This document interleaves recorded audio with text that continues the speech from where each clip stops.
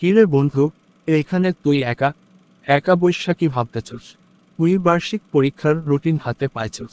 পাইছি তো। কেন তোর প্রিপারেশন ভালো না? আছে মোটামুটি, ওটা নিয়ে কোনো টেনশন নাই।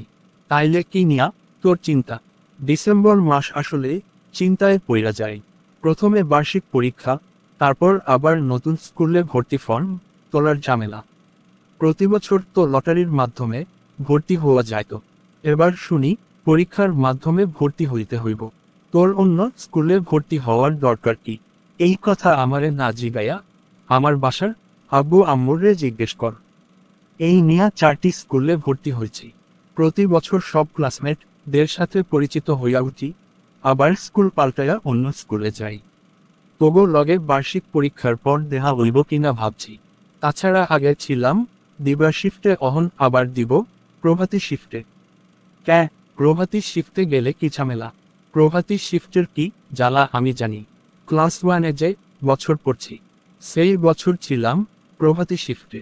সকালবেলা একটু মনটা ভইরা ঘুমামু, তার উপায় নাই। মিঠা একটু পরোটা চা খামু, ঘুম দিয়ে তাড়াতাড়ি উঠবি ঠিক আছে, কিন্তু সকালবেলা তোরে পরোটা চা খাইতে মানা করছে কেডা? আরে সকালবেলা থাকা লাগে দৌড়ের উপরে, এত সকালে কিছু খাওয়া যায়? থাক এসব নিয়া চিন্তা করিস না, সব ঠিক হইয়া যাইব। আমি শুনছি পরীক্ষার মাধ্যমে হইব না, লটারির মাধ্যমে ভর্তি নিব।